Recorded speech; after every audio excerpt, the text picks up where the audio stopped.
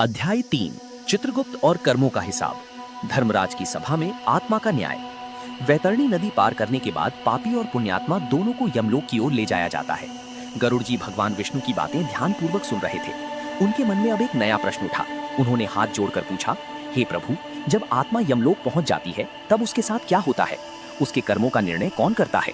भगवान विष्णु बोले, हे गरुड़, यमलोक में धर्मराज की विशाल सभा लगती है। वहां चित्रगुप्त हर मनुष्य के कर्मों का पूरा लेखा प्रस्तुत करते हैं। उसी के अनुसार आत्मा को स्वर्ग, नरक या अगला जन्म प्राप्त होता है। यमलोक का दिव्य और भयावह दृश्य। भगवान विष्णु बोले, यमलोक एक रहस्यमयी स्थान है। वहां चारों ओर गंभीर वातावरण रहता है।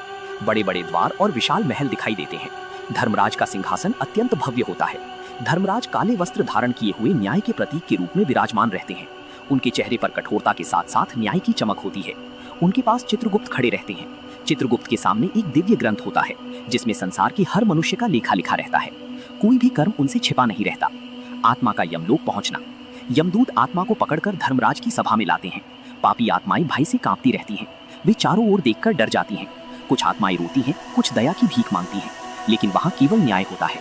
धर्मराज किसी के साथ पक्षपात नहीं करते। चित्रगुप्त का लेखा। गरुड़ जी ने पूछा, हे प्रभु, चित्रगुप्त कौन है? भगवान विष्णु बोले, चित्रगुप्त देवताओं में सबसे महान लेखाकार हैं।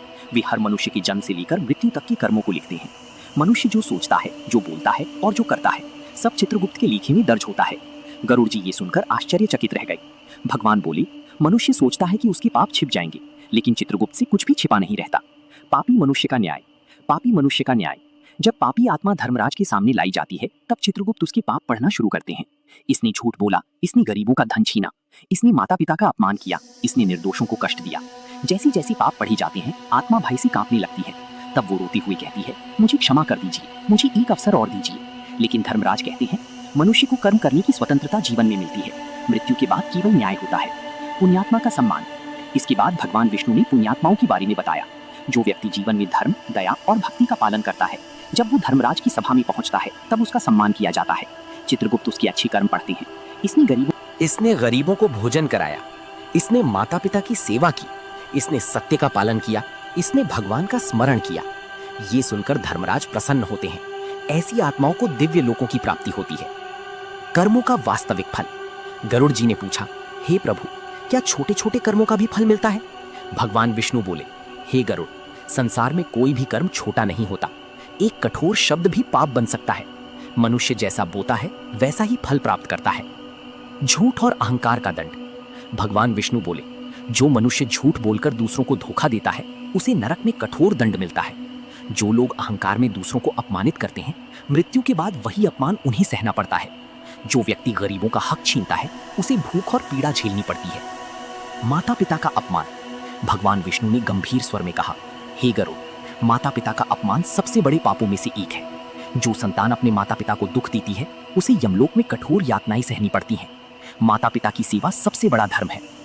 दान और भक्ति का महत्व। भगवान बोले, दान और भक्ति मनुष्य की सबसे बड़ी रक्षा है। जो व्यक्ति गरीबों की सहायता करता है, मंदिरों में दान देता है और भूखों को भोजन कराता है, उसकी आत्मा मृत्यु के बाद सुख प्राप्त करती है। धर्मराज का अंतिम निर्णय। जब चित्रगुप्त पूरा लेखा पढ़ देते हैं तब धर्मराज अंतिम निर्णय सुनाते हैं। पापी आत्माओं को नरक भेज दिया जाता है, पुण्य आत्माओं को स्वर्ग और दिव्य लोकों की प्राप्ति होती है। कुछ आत्माओं को उनके कर्मों के अनुसार पुनर्जन्म मिलता है। गरुड़ जी का दुख। ये सब सुनकर गरुड़ जी दुखी हो गए। उन्होंने कहा, हे प्रभु, संसार के लोग अज्ञान में पाप करते रहते हैं। उन्हें ये ज्ञान क्यों नहीं होता कि हर कर्म का फल मिलेगा?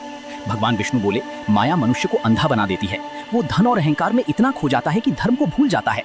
लेकिन जो व्यक्ति सत्संग सुनता है और भगवान का स्मरण करता है उसका जीवन बदल जाता है। मानव जीवन का सत्य। भगवान विष्णु बोले, मनुष्य को हर दिन ये याद रखना चाहिए कि मृत्यु निश्चित है। धन, शरीर और संसार यहीं रह जाते हैं, केवल कर्म आत्मा के साथ जाते हैं। इसलिए मनुष्य को धर्म, दया और सत्य का पालन करना चाहिए। गरुड़ पुराण का तीसरा अध्याय हमें ये शिक्षा देता है कि चित्रगुप्त हर कर्म का लेखा रखते हैं। मृत्यु के बाद आत्मा को न्याय अवश्य मिलता है। अच्छे कर्म स्वर्ग की ओर ले जाते हैं, पाप मनुष्य को दुख और नरक की ओर ले जाते हैं। माता पिता की सेवा और दान सबसे बड़ा धर्म है। केवल कर्म ही आत्मा के साथ जाते हैं। इसी दिव्य शिक्षा के साथ गरुड़ पुराण के तीसरे अध्याय का समापन होता है। आगे की कहानी सुनने के लिए